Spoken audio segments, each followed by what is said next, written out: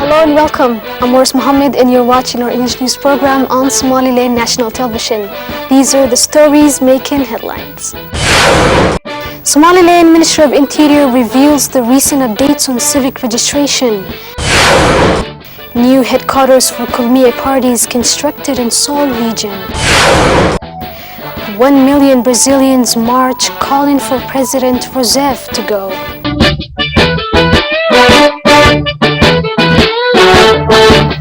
Minister of Interior Ali Mohammed Warad Adde on a press conference held at his office informed the media that 70% of Somaliland citizens have registered for the ID card so far.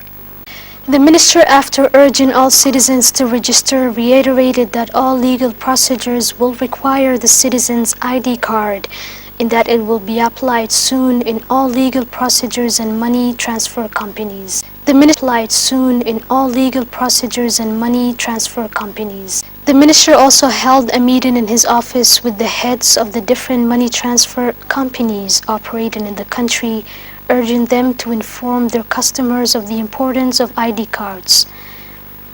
The minister continued explaining that these cards are not only for voting in the elections, but also for security reasons and to legalize all the procedures needed. The minister announced that starting from the 1st of next month, all money transfer agencies in the country will not give any money for customers that do not carry their ID cards.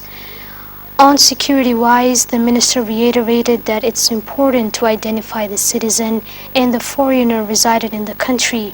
However, he urged all Somalilanders to obtain their ID cards. Newly appointed Minister of Industries, who's the former mayor of Gabiley region, Shuaib Mohammed Musa, held a press conference expressing his thankfulness for his appointment to the position of the Minister of Industries. The newly appointed minister expressed his support to the plans in the pipeline for the government of Somaliland and expressed gratitude to his appointment.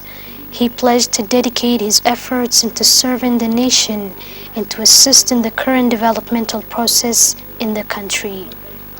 Minister Shuaib Mohammed Musa also expressed his hopes for a better Somaliland and urged all officials to work towards a prosperous future.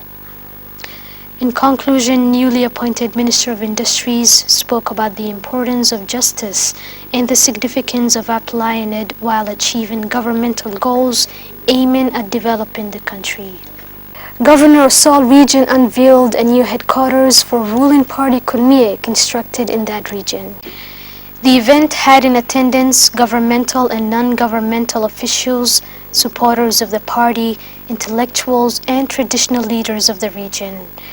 Vice Chairman of the local municipality of Seoul region congratulated Kulmiye party on constructing the new headquarters and praised the continuous developmental efforts of the current government. Intellectuals of Seoul region also took to the podium and expressed their joyfulness and spoke about the importance of this headquarters to the residents of Seoul region.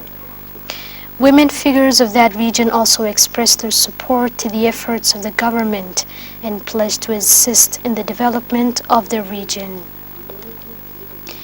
Eventually, Governor of Seoul region said that this headquarters was established to serve the nation and to form a communication hub between the government and the people of Somaliland residing in Seoul region. You're still watching our English news program on Somaliland.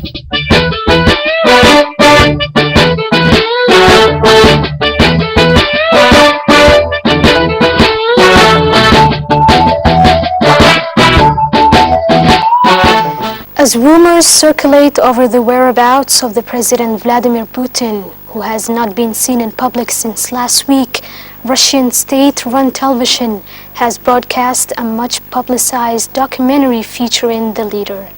The program focuses on last year's annexation of Crimea and contains an exclusive interview with Putin. After revealing he had personally organized the seizure of the peninsula, a journalist asked if he'd be ready to bring the country's nuclear forces to combat readiness. President Putin was last seen in public on March 5, prompting a wave of speculation across the internet. Despite official insistence, it's business as usual. Images have been broadcast showing Putin meeting the president of Russia's constitutional court, but it has been suggested the meeting took place a while ago. A European newspaper on Sunday reported that the president was suffering from back problems and that he is receiving treatment at home in Moscow. Brazilians have turned out in their thousands in cities across the country to march in protest at rising prices and corruption. An estimated 1 million people took part in rallies calling for the president to be impeached. Dilma Rousseff, who is in her second term as leader, is struggling to kickstart a sluggish economy. One woman said, "Many companies are closing, including mine, because of the government is committing daylight robbery. I have 2 children and want a better world for them." While a fellow protester said, "This is a warning to the government. We want change. They change or we go back out on the streets again." Rousseff is unlikely to be forced to quit, but a 5th year of economic stagnation plus a multi-billion euro corruption scandal has angered many of her usual supporters. From the Petrobras scandal to the rate of inflation, everything seems to be conspiring against the president. That's all the news we have for you. Thanks for watching. Catch us tomorrow at the same time.